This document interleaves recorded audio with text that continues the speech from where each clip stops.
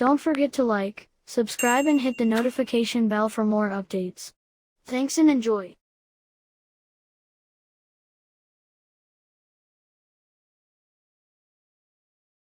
Kabanata 171. Napatingin ang lahat sa paligid, at lahat sila ay may magkatulad na ideya. Pagtingin ko sa crude packaging, alam kong hindi maganda ang tabako at alak. Itinago ni Dale at Edith ang kanilang mga ulo sa ilalim ng mesa pagkarinig nito. Hindi nakakagulat na nagtanong si Levi tungkol sa mga kagustuhan ng matandang babae noon. Sa pagsasabi tungkol sa alak at tabako, talagang handa si Levi na manigarilyo at uminom. Kung ang mga mababang kalakal ay lansagin, sila ay tapos na. Ang matandang babae ay tiyak na puputulan ang mga relasyon sa kanila sa lugar. Hindi makapaghintay si Edith na patayin si Levi. Sinabi rin ng iba, ito ay tiyak na mas mababang sigarilyo at mas mababang alak. Nakita ni naman, Rafael at iba pa ang mga pahiwatig. Ito ay tila espesyal na ibinigay ng rehiyon ng militar. Lalo na may nakita silang logo ng dragon sa packaging. Nagkatinginan sina Manching Feng at Cross Wen Tao at tumawa, Lolo at Lola, itatapon ba natin ang mababang reg along ito sa basurahan? Huwag dito, ito ay nagpaparumi sa ating mga mata. Tumahimik kayo. Biglang umungol sina Manjango at Malina ng magkasabay. Silang dalawa ay may hawak na sigarilyo at alak, nakatingin sa taas, baba, kaliwat kanan, na parang hinahangaan ang isang likhang sining. Ang ganitong uri ng maingat na saloobin ay mas maingat kaysa sa paghawak sa 10-10 milyong Garrison Mingzu ngayon lang. Unti-unting nagunat ang dalawang nakasimangot na kilay. May ngiti mula sa puso sa gilid ng kanyang bibig. Mas masaya ako kaysa nakatanggap ako ng anumang mga regalo noon. Napatingin ang lahat sa dalawang tao na nagtataka. Nagtataka ako sa aking puso, mayroon bang sikat na bagay tungkol sa alak at tabako na ito? Pagkatapos ng isang buong minuto, nagkatinginan sina Manjango at Malina at tuwang-tuwang sinabi, talaga. Humigop si Levi ng kanyang sigarilyo at ngumiti, hindi mo ba alam kung ito ang regalo ng manugang? Gustong gusto ko ito. Tumanggo sina Manjango at Malina na abala. Hinawakan pa ni Malina ang mikropono at ngumiti, ang regalo mula sa aking apo na si Levi ang pinakanasiyahan at paborito ko ngayon. Sa sandaling sinabi ito, nawalan ng boses ang mga manunood at natahimik. Natigilan ang lahat, lalong natulala sina Dale at Edith na naghihintay ng hatol. Kinulayan ni Plum ang kanyang mukha na hindi kapani-paniwala. Naghinala sina Crosswen Tao, Manching Feng at iba pa na mali ang kanilang mga tainga, at curious na nagtanong, nagkamali ka ba, Lola? Malalaman mo sa pamamagitan ng pagtingin sa packaging ng kanyang regalo na ito ay mas mababa. Paano ito magiging paborito mo? Bakas sa mukha ng matandang babae ang hindi mapigil ang pananabik. Itinaas niya ang tabako at alak sa kanyang kamay, masyado ka pa ring kulang sa paningin. Maaring hindi mo makita ang tabako at alak na ito sa buong buhay mo. Sinabi ni Manjango, dahil ang tabako at alkohol ay espesyal para sa lugar ng militar. Ang tabako at alkohol para sa lugar ng militar ay talagang bihira, ngunit hindi ito bihira. Sabi ni Crosswen Tao, kung gusto niya, makukuha pa rin niya ito sa relasyon. Pinandilatan siya ng matandang babae, ha? Sa palagay mo ba ito ay isang ordinaryong tabako at alkohol sa lugar ng militar? Ito ang espesyal na tabako at alkohol para sa Emperor Iron Brigade sa ilalim ng general na Diyos ng Digmaan, ang Diyos ng Digmaan ni Velador tagapagtanggol ng bansa. May mga kakaibang palatandaan sa kanila, tulad ng mga dragon, halimbawa, ang mga salitang Emperor God of War sa ibaba. Alam ng lahat na may kaunting background na ang espesyal na tabako, alak at iba pang mga bagay ng Emperor Iron Travel ay hindi nalik. Kahit na mayroon kang 10-10 bilyon, hindi ka makakabili ng espesyal na inumin ng Emperor Iron Travel para sa isang baso ng alak. Tama iyan. Kahit na mayroon kang anumang background, hindi mahalaga, hindi mo makukuha ang Emperor Iron Brigade na espesyal na tabako at alkohol. Minsan namin itong ininom sa bahay ng isang retiradong sundalo ng Emperor Iron Brigade, at ngayon ay hindi namin makakalimutan ang lasa. Ito ang totoong Emperor Iron Brigade na espesyal na tabako at alak. Pagkasabi pa lang nito ay natahimik ang eksena. Kabanata 172. Lahat ay tumingin kay Levi na may hindi kapani-paniwalang mga mata. Paano siya nakakuha ng espesyal na tabako at alak na hindi niya mabibili sa 10-10 bilyong dolyar? Hindi ba ito kamangha-mangha? Ang matanda at ang matandang babae ay may hawak na sigarilyo at alak, tulad ng paghawak sa pinakamamahal na sanggol. Asawa ko, konting higop lang ng alak ang iinom namin araw-araw at kalahating sigarilyo lang ang isisigarilyo. Ang ganitong bagay ay napakabihirang, at ito ay mawawala pagkatapos uminom. Malungkot na sabi ng matandang babae. Ngumiti si Levi, kung gusto ng dalawang matanda, makukuha ko pa rin ito para sa iyo. Ipinapangako kong magkakaroon ako nito araw-araw. Natatakot ako na hindi mo ito gusto sa oras na ito, kaya nababawasan ako. Nang marinig iyon, halos lumipad palabas ang mga mata ng matanda at ng matandang babae. Talaga, hindi makapaniwalang tanong ng dalawa.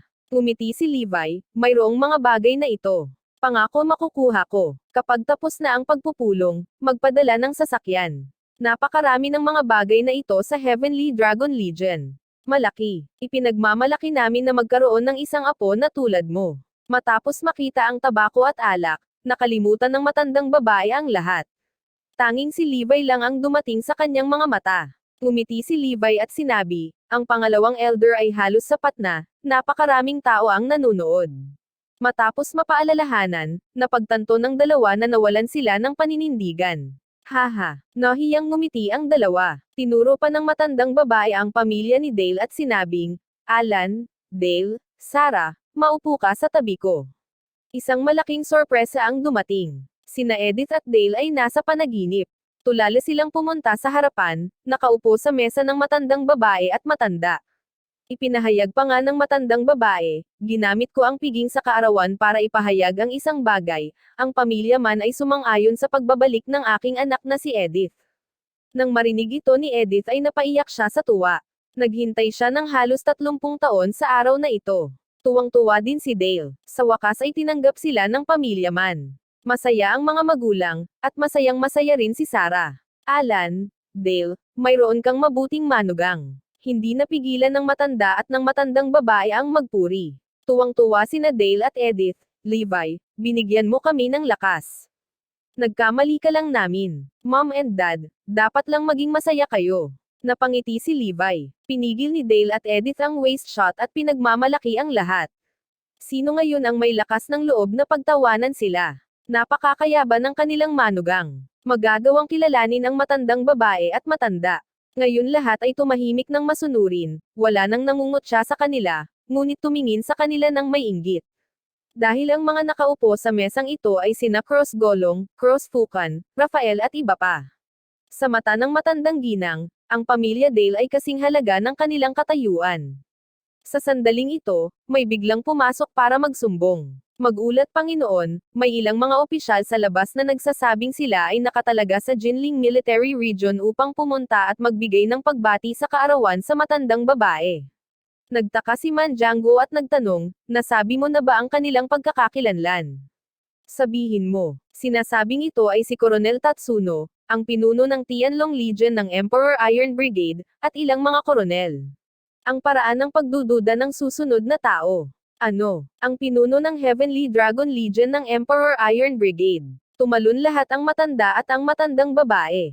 Si Cross Golong, ang dating Deputy Mayor, at si Cross Fukan, ang Deputy Director ng Municipal Finance Department, ay tumindig lahat.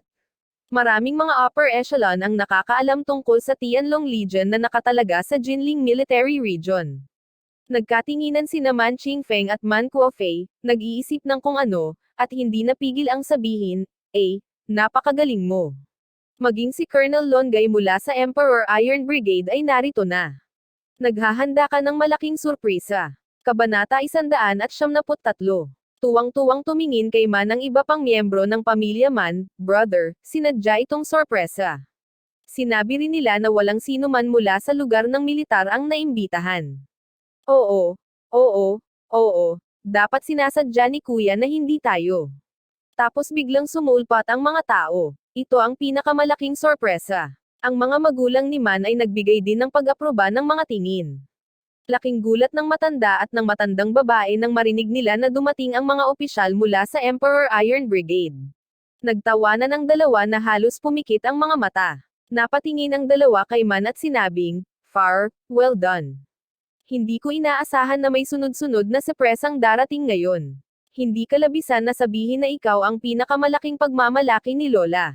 Sa ilalim ng gayong mga kalagayan, kailangang umamin si Man kung hindi niya ito aaminin. Kung hindi mo aaminin, natatakot akong mabaigo ito kay Lola. Kinagat ni Man ang kanyang ulo at sinabing, oo, tama iyan. Lola, isa itong bahagi na espesyal kung idinisenyo para bigyan kayo ng sorpresa ni Lolo. Natigilan si Rafael sa tabi ni Man. Hindi ba dahil sa General God of War kaya dumating si Coronel Tatsuno? May relasyon ka ba kay Man? Tanong ni Rafael, anong problema ni Man? Inimbitahan mo ba talaga? Oo, Team Stone, pumunta ako sa lugar ng militar para subukan ito. Talagang nagtagumpay ito. Sa pagsasalita ng mga kasinungalingan, hindi binago ni Man ang kanyang mukha at ang kanyang puso ay tumibok. Tumayo ang matanda at ang matandang babae at binati sila sa pasukan ng bulwagan. Ngumiti ang matandang babae at sinabing, alam kong hindi bagay iyon sa pool. Maipapakita lang niya ang kanyang talento pagkatapos niyang 30 taong gulang. Ang mga mukha ng matandang babae at ng matanda ay puno ng kagalakan, na pagmamalaki mula sa puso. Nakita ni na Edith at Dale ang sitwasyong ito. Nagseselos ako. Sa orihinal, ang kanilang pamilya ang paborito ng matandang babae. Dahil dito, naulipat ang lahat ng atensyon kay Man. Napatingin silang dalawa kay Levi na may kaunting reklamo. Ang pagdadala ng espesyal na tabako at alkohol ng Emperor Iron Brigade ay hindi isang kasanayan. Anyayahan ang mga opisyal ng Emperor Iron Brigade na ituring na may kakayahan. Kasunod ng matandang babae at matanda, mahigpit na ikinuyom ni Man ang kanyang mga kamao. Nangako siyang magsisikap para maging totoo ang lahat ng ito. Sa oras na ito, si Coronel Tatsuno at ilang mga tao ay dumating na sa pasukan ng bulwagan. Nang makita ang matandang babae, humakbang si Coronel Tatsuno upang batiin siya. Tatsuno, pinuno ng Tianlong Legion ng Emperor Iron Brigade, at 3 adjutant ay binabati ang matandang babae sa pagiging mapalad bilang East Sea. Si Ding Jiyuan sa tabi ni Colonel Longgai ay humakbang pasulong at nagsabi, si Ding Jiyuan, commander ng Special Operations Brigade ng Jinling Military Region, ay binabati ang matandang babae. Nang makita ang 2 koronel, dumating ang 3 koronel upang bumati. Paulit-ulit na pumalakpak ang matandang babae sa sobrang tuwa. Ang mga nagmula sa militar, mas mahalaga ang tingin kay Longgai at sa iba pa kaysa sa mga nasa politika tulad ni Cross Golong. Lalo na si Tatsuno ay mula rin sa Emperor Iron Brigade ng Chinese Invincible Division. Mas maganda pa ang mukha nito. Ang ilang mga tao mula sa Longgai ay dumating upang ipagdiwang ang kaarawan, ang matandang lalaki at matandang babae ay malugod na tinatanggap. Kaya lang medyo kinakabahan si Man sa likod. Sa takot na ma-expose. Hindi siya nang ahas na kumustahin, dahil hindi pa siya nakakita ng mga taong tulad ni Longgai. Si Man ay sadyang nagtago sa likod, sa takot na matuklasan. Hinayla ng matandang babae si Man sa harapan at nagtanong ng may pag-asa, hindi ko alam kung ano ang tingin ni Coronel Tatsuno sa aking apo na si Man. Natigilan si Tatsuno. Zin daw, kakaiba ba itong matandang babae? Hindi ko nga alam kung sino ang apo mo, ano ang komento mo. Ngunit noong naisip ko na ito ang lola ng asawa ng general. Magalang na sinabi ni Tatsuno, nakita ni Man na siya ay napakatalino, ang hinaharap ay dapat na haligi ng bansa. Hahaha, anong haligi ng bansa? Nang marinig na si Coronel Tatsuno ay may mataas na pagsusuri sa kanyang apo, ang matanda at ang matandang babae ay hindi napigil ang tumawa ng malakas. Kabanata 174. Ang aking pamilya Man ay wala sa dragon. Tuwang-tuwa ang mga ama ni Man na halos maluha-luha sila. Si Man Qingfeng, Man Kuofei at iba pang mga junior ay may mas magandang relasyon kay Man, at talagang nasasabik sila. Ang mga manonood ay kumulo at ang kapaligiran ay sukdulan. Dahil ito ang pagsusuri ng Emperor Tilo University. Napaka-authoritative. Ang matanda at ang matandang babae ay lalong naging mapagmataas, at nakalimutan nilang lahat ang tungkol sa espesyal na alok ni Levi na tabako at alak. Si Dale at Edith ay hindi komportable. Sila ang orihinal na bida. Ang matandang babae ang pinakagusto sa kanila. Ngunit ang pangunahing tauhan ay binago bago pa mainit ang puwitan. Ngumiti si Ding Jiyuan, commander ng Special Operations Brigade at nagsabi, matagal ko nang narinig ang pangalan ni Man, at siya ang magiging deputy captain ng Special Police Team kapag wala pang 30 taong gulang. Ang hinaharap ay walang limitasyon. Tuwang-tuwa rin si Man. Bagamat nagkamali siya, Kinilala ito ni na Coronel Tatsuno at Coronel Ding Jiyuan. Long Colonel, Ding Colonel, 3 Coronel please. Malugod silang tinanggap ng matanda at ng matandang babae. Ito ay tinanggihan lamang ni Tatsuno, matanda, narito kami upang batiin. Ngayon ay dapat na tayong pumunta. Mukhang nagulat ang matandang babae, mayroon bang ibang mga kagyat na bagay si Coronel Tatsuno? Oo, tama iyan. Mamaya, isa sa mga general ko ang mag-iinspeksyon sa Heavenly Dragon Legion na pinamumunuan ko, at kailangan kong bumalik at maghanda. Tatsuno Road. Tumango si Ding Jiyuan, tama ang matandang babae, at susuriin din ang aking brigada ng espesyal na puwersa. Kailangan nating maghanda. Ano? Isang general ng Emperor Iron Brigade. Siguradong sikat na general iyon na nagninangning sa larangan ng digmaan. Namangha ang matandang babae at matanda. Ngunit sa pag-iisip ng isang bagay, nakiusap ang matandang babae, wala kaming panahon at kwalipikasyon para lumahok sa ganitong uri ng inspeksyon. Maaari bang payagan ng Long University ang apo kong si Man na bumisita at magkaroon ng mahabang karanasan? Naisip ni Long Garrison ang teletransmission, ngunit sumang-ayon pa rin, okay, oo. Ang inspection ay isasagawa sa loob ng ilang oras. Pakikinggan ni Man ang aming paunawa. Pagkatapos sumang-ayon, hinintay ng matandang babae na maging excited ang lahat ng miyembro ng pamilya Man. Kung bibisitahin ni Man ang Heavenly Dragon Legion, ito ay magiging ginintuan. Simula noon, ang kanyang pagkakakilanlan ay nakakuha ng halo. Malaking tulong ito sa hinaharap na opisyal na karera. Ang pamilyang Man ay sama-samang nagpadala ng ilan kay Coronel Tatsuno upang umalis. Pagkatapos noon, nagpatuloy ang birthday banquet. Ang matandang babae ay halatang walang malasakit sa pamilya ni Dale, at higit sa lahat ay nagsabi siya ng ilang salita kay Levi. Ang paksa ng buong piging ng kaarawan ay umikot kay Man. Hindi ito pinansin ni Levi, tinitigan niya ang mga pagkaing nasa mesa at pinagpipiestahan ito. Sobrang nakakadiri na ang pagkain ay nasa mata ng ibang tao.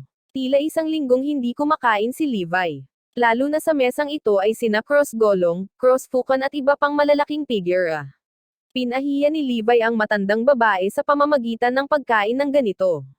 Hindi natuwa ang matandang babae nang makita niya ito. Ngunit sa mga tuntunin ng alak at tabako na ipinadala ni Levi, wala siyang masabi.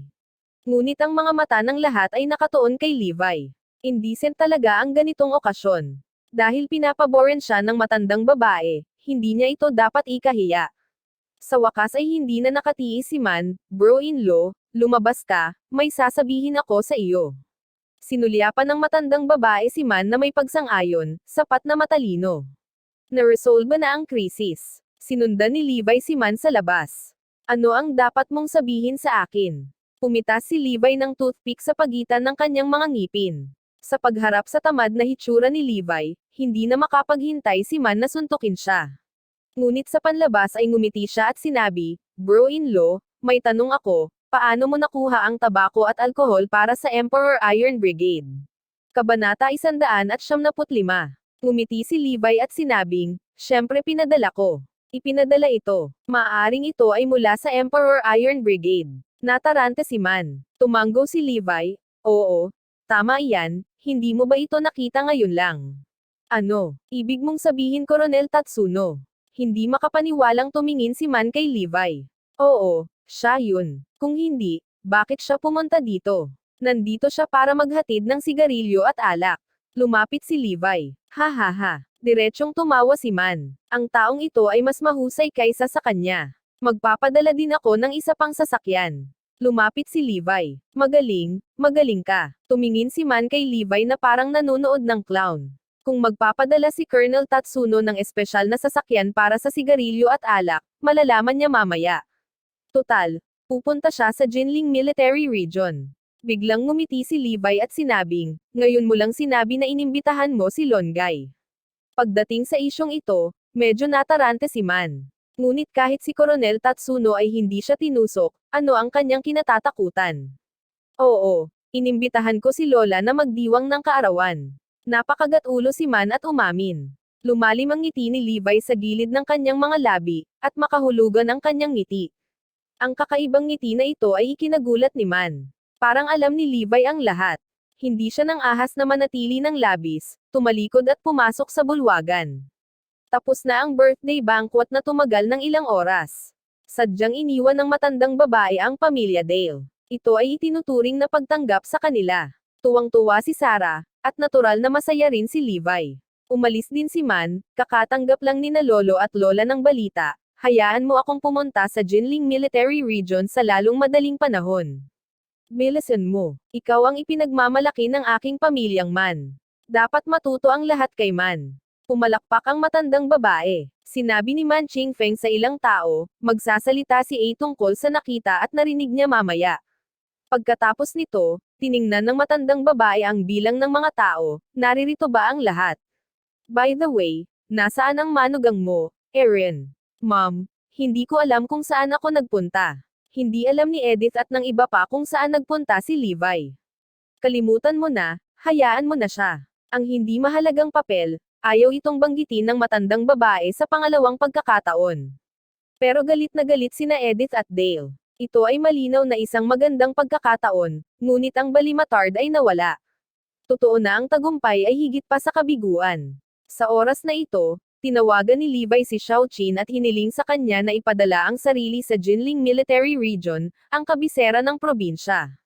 Nabalisa si Man at nakarating sa Tianlong Army na residente ng Jinling Military Region, ang kabisera ng probinsya, sa pinakamabilis na bilis. Pagpasok sa kwartel, para siyang bump ka nakakapasok lang sa syudad, lahat ay bago sa kanya. Tumingin sa silangan, tumingin sa kanluran. Hindi ako naglakas loob na hawakan ito dahil sa takot na masira. Inayos ni Long Garrison ang isang kawal para batiin si Man. Naglalakad sa harap ng isang bodega, isang kotse ang nakaparada sa pintuan, at maraming tao ang naglilipat ng mga kahon sa kotse. Nang makita ang panlabas na packaging, medyo naramdaman ni Man ang espesyal na tabako at alkohol na kinuha ni Levi. Mga kasama, pakitanong kung ano ito. Hindi maiwasang magtanong ni Man. Oh, ito ang espesyal na tabako at alkohol ng ating Emperor Iron Brigade. Inayos ng pinuno ang paglalagay ng kotse. Ipadala ito sa pamilya Man mamaya. Hindi napigil ang sabihin ng sundalo. Boom! Matapos marinig ang sagot na ito, si Man ay tinamaan ng kidlat. Ipinadala mo ba talaga ito sa isang kotse? Tama ang sinabi ni Levi. May identity ba talaga siya? Hindi ba big deal ang kumuha ng 2 bote? Ngunit ano ang tungkol sa pagkuha ng kotse? Iba ang tanong na ito. Dumating si Man sa training ground na kinakabahan. Libu-libong sundalo mula sa Heavenly Dragon Legion at Special Operations Brigade ang lahat ay nagtipon-tipon, nakatayo sa mga hanay, marilag at hindi magagapi. Kabanata 176. Lalo na nang makita ang espiritu ng Heavenly Dragon Legion, masigasig lang ang naramdaman ni Man. Ang pagmamataas at dugo sa bawat isa sa kanila ay sapat na upang mabaliw ang mga tao. Ito ang hukbong hinahanap ko.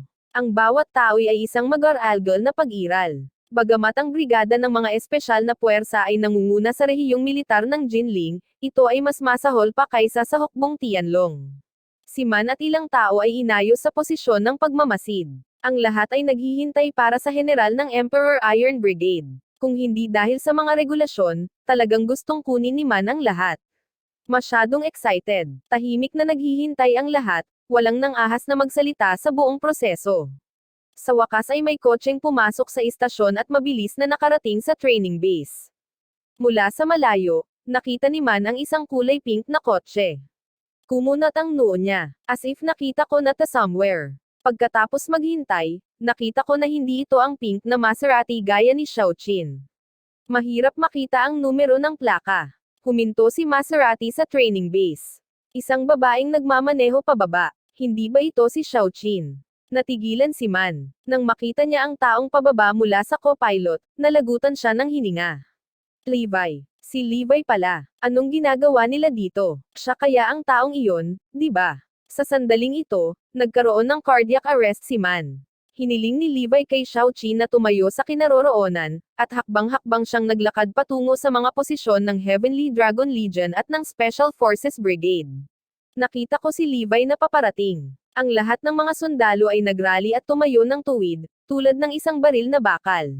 Tumakbo sina Long Garrison at Ding Jiyuan kay Levi at sumaludo, iulat sa General God of War, Tianlong Corps at Jinling Military Region Special Operations Brigade na kompleto na ang assembly.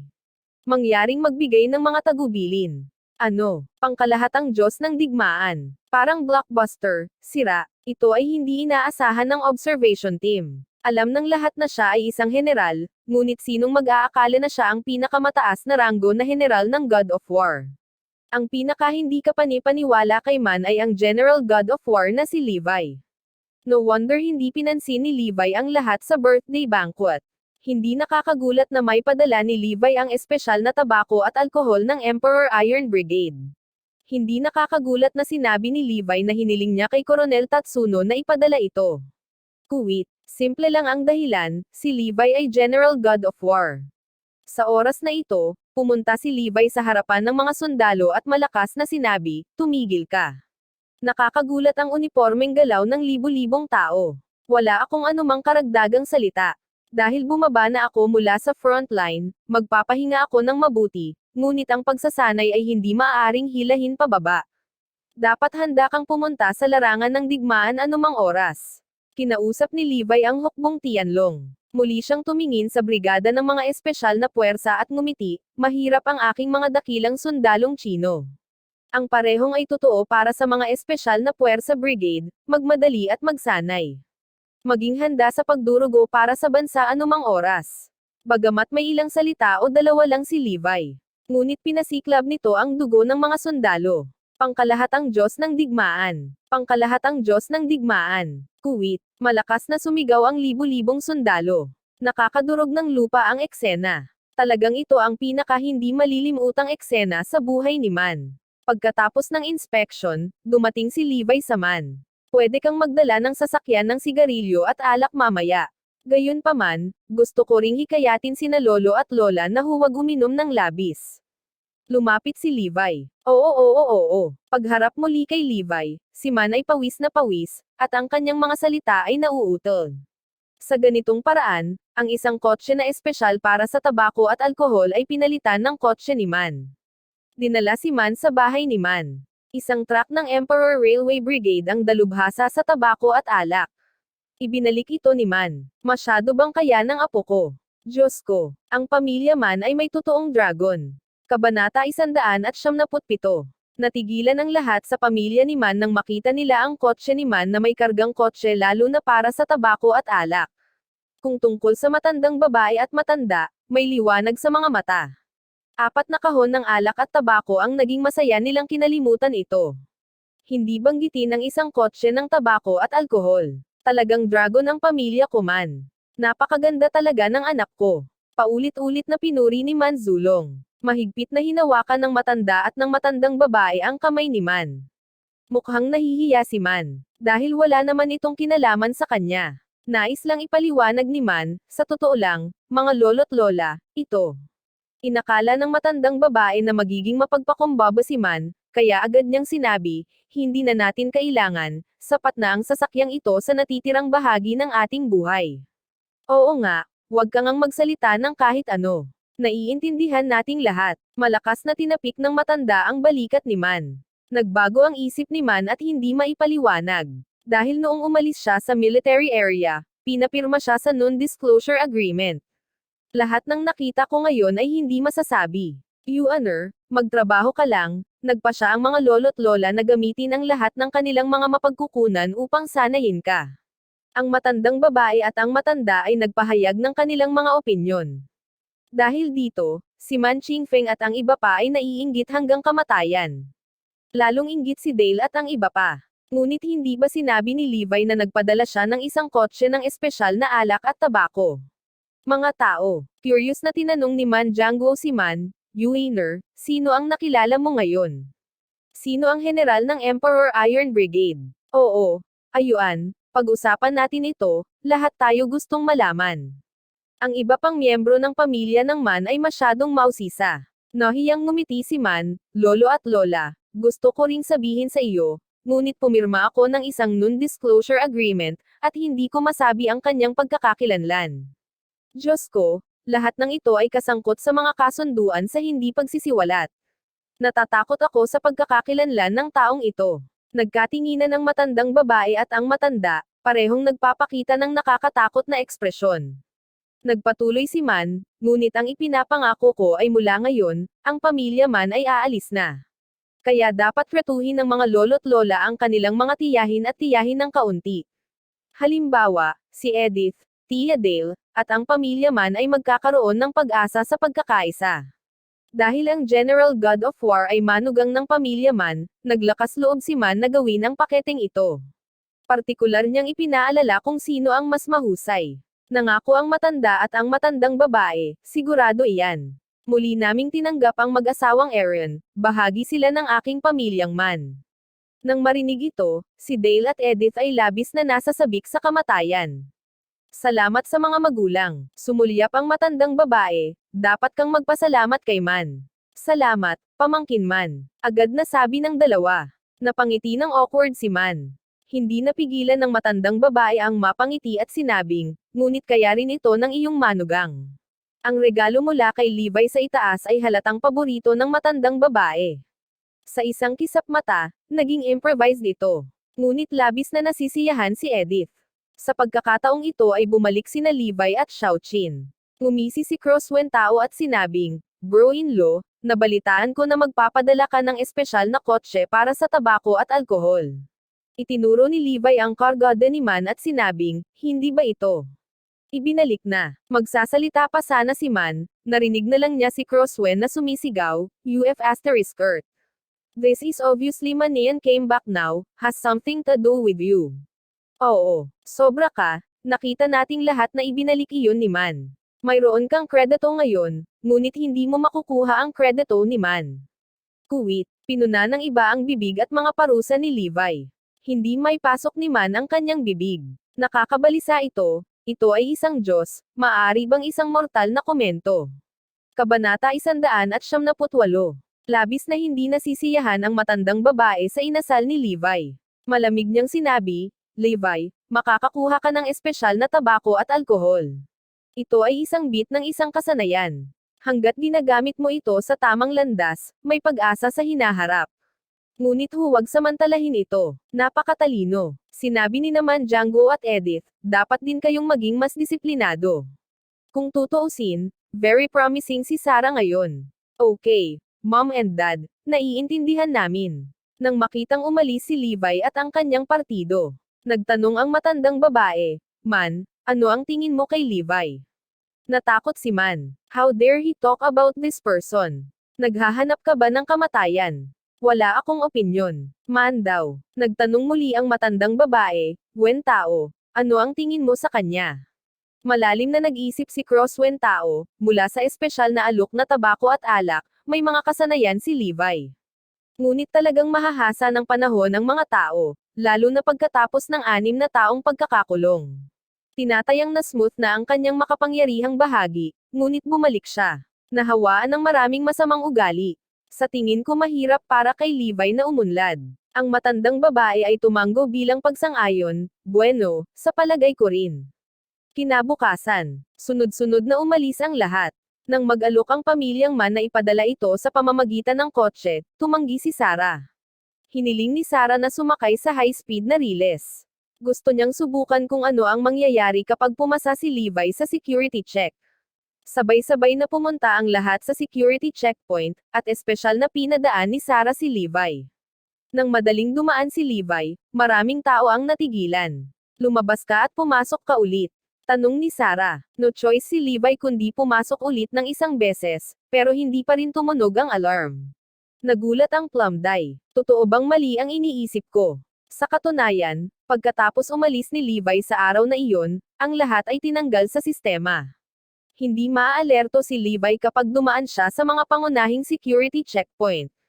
Sa sandaling nakasakay na siya sa high-speed rail, nagpadala ng mensahe si Long Garrison na nagsasabing, nalaman lang ng mga malalaking boss ng Jinling Military Region at ng mga big boss ng provincial city government na si Levi ay pupunta sa Jinling, ang provincial capital. Pagdating nila para hanapin si Levi, umalis na sila. Sabihin mo sa kanila, sa susunod na pupunta ako sa Jinling, ipapaalam ko talaga sa kanila. Mabilis na nag-reply si Levi sa mensahe. Sa high-speed na riles, sinabi ni Edith, Sarah, dapat mong pag-isipang mabuti ang mga opinyon ng iyong tiyuhin at ng iba pa. Anong meron? Tanong ni Levi. Napabuntong hininga si Dale at sinabi, iminungkahi ng mga tiyuhin ni Sarah na ganap na ihiwalay si Sarah sa pamilya Logan at magtayo ng bagong kumpanya. Ito ay isang magandang ideya.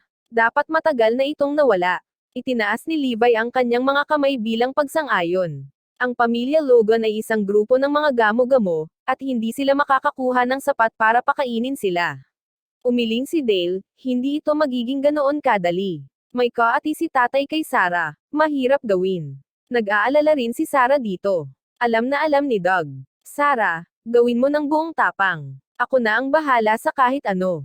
Lumapit si Levi. Ang inaalala niya ngayon ay hindi ang grupo ng mga vampirang tulad ng pamilya Logan.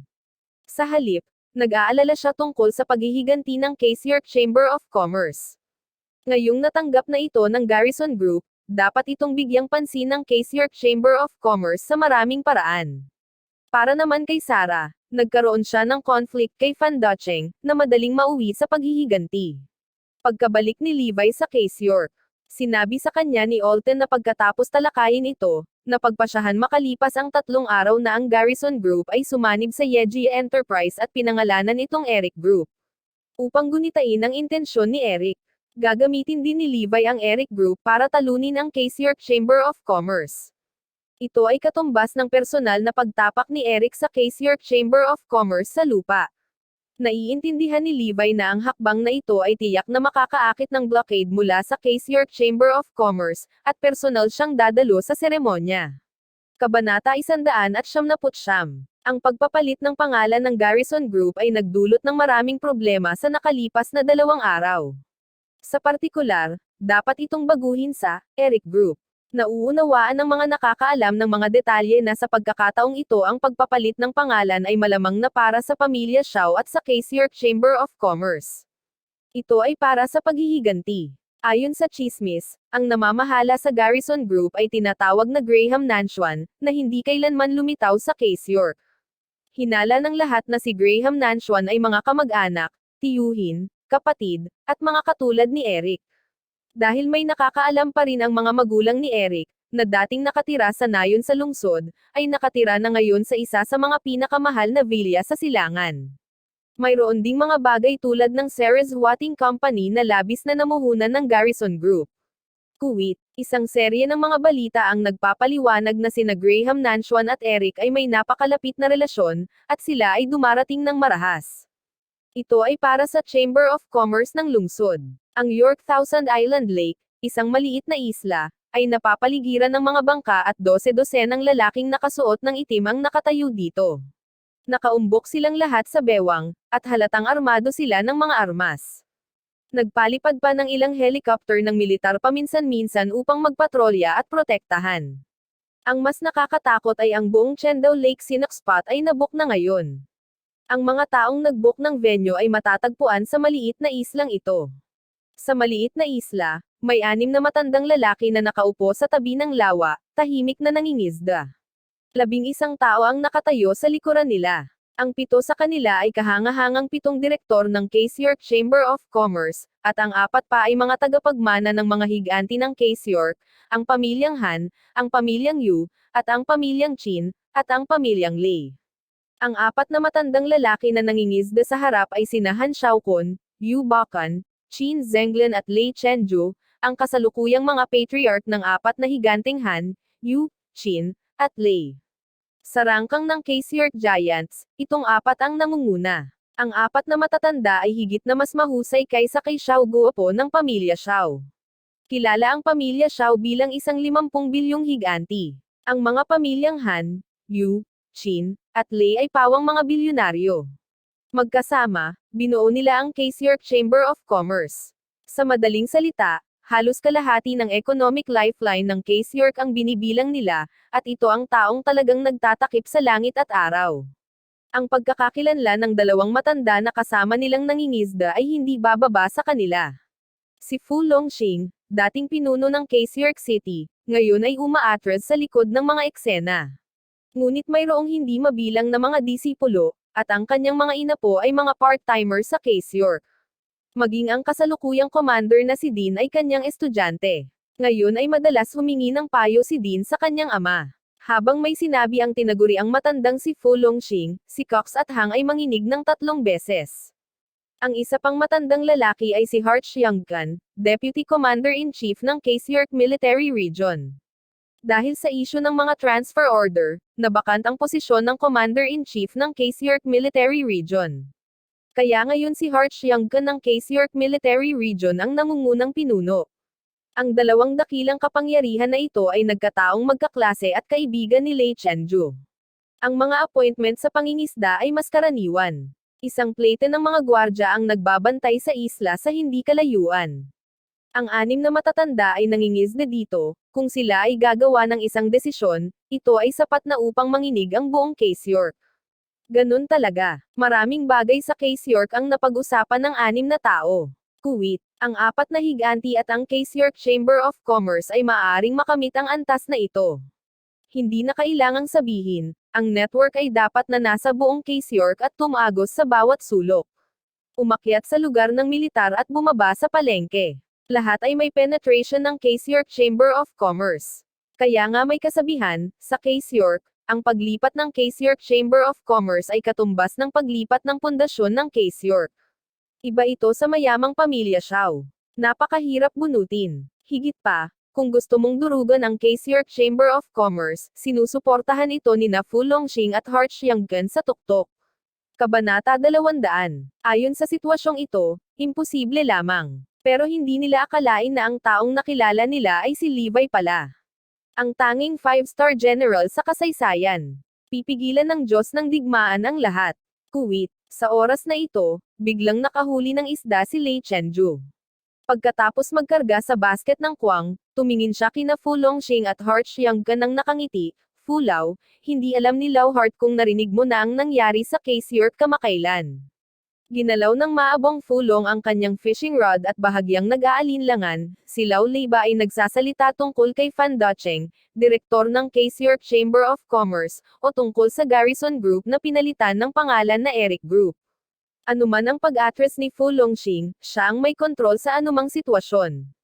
Makahulugang ngumiti si Han Xiaokun, sa katunayan, maaari bang ituring ni Fu Lao ang dalawang bagay na ito bilang isang bagay? Si Hart Xianggan, Deputy Commander-in-Chief ng Military Region, ay nagtaas ng ulo at nagtanong, dahil ba sa likod nito ay si Graham Nanchuan na kumokontrol sa Garrison Group? Tumango si Yu Bakan, malamang. Ang impormasyon na nakita namin ay nagpapakita Graham Nanchuan ay dapat na tiyuhin ni Eric. Ngayon ay papalitan niya ang pangalan ng Garrison Group sa Eric Group at tutulungan ang kapatid ni Eric na si Levi. Ang pamumuhunan kay Sarah ay mas nalinis ni Fan Ducheng at Charles na nag-frame kay Sarah. Sinabi rin ni Qin Zhenglian, nagtanong kami tungkol sa pamilya Xiao nitong ilang araw, at nanatiling tahimik ang pamilya Xiao tungkol sa pagpapaalis sa Garrison Family Industry at Garrison Group, ngunit binalaan lang kami na mag-ingat, at sinabing may nakasalubong kaming kalaban dito, oras na. Nagtapos si Lei Chenju, sa madaling salita, ang misteryosong Graham Nanchuan na ito ay isang makapangyarihang karakter. Talagang pambihira ang malok si Fan Ducheng at maibalik ang Garrison Family at Garrison Group mula sa Xiao Family. Ito ang impormasyon na mayroon ng 4 na higanti. Ito ay lubhang nakakatakot, dahil hindi alam ng ibang kumpanya o pamilya ang pagbabago ng pagmamayari ng Kingland Group. Biglang tumawa si Hart Xianggan, sa totoo lang, ilang dekada na akong nakipag-usap sa inyo, at hindi ko pa nakitang nagpakita ng ganoon kabigat na ekspresyon ang 4 sa inyo. Tumango din si Fu Longxing, sa totoo lang, ito ang unang pagkakataon na nakita kitang ganito. Ipinapakita nito na si Graham Nanchuan ay nagdulot ng sapat na panggigipit sa iyo. Ngumiti si Han Xiaokun, may pressure talaga. Ngunit ito ay isang dahilan lamang para sa pag-aalala, ang mga pagbabanta ay imposible. Hinawakan ni Lei Chenju ang mahabang puting balbas sa kanyang baba at tumawa, syempre. Kahit na dumating ang hari ng langit, hindi ko matitinag ang Kaesyeok Chamber of Commerce kahit kaunti. Tumango si Deputy Commander Hart, oo. Imposibleng masira ang Kaesyeok Chamber of Commerce. Kahit sa anggulong iyon, imposible. Gumawa ng isang pagkakatulad. Ang pamilya Garrison at Xiao family ay mga batang sapling pa lamang na lumaki. Maaari itong mabunot ng lakas tao. Ang Kaesyeok Chamber of Commerce ay isang 10,000 taong gulang na puno. Tinatayang 10 tao ang maaaring palibutan ito at bunutin ang imposible sa pamamagitan ng lakas tao. Ang bibig ni Yubakan ay may malupit na arko, bagaman walang banta, si Graham Nanchuan ay parang pako, susukitin kanya anumang oras. Kailangan nating alisin ito sa lalong madaling panahon. Naunawaan ni na Fu Longxing at Hart Xiangkan ang ibig niyang sabihin at ngumiti at sinabing, tingnan ang pagkakakilanlan ni Graham Nanchuan, magagawa pa rin natin ito. Dahil doon, biglang nakahuli si Hart Xiangkan ng isda, at inihagis niya ito sa kuwang basket ni Yubakan sa tabi niya. Ganito, ang isda ay hinuhuli para sa iyo. Tungkol sa iyong pagpapalaya, ito ay iyong sariling negosyo. Wala itong kinalaman sa amin. Inihambing niya ang isda kay Graham Nanchuan. Tumango ang 4 ni Lei Chenju.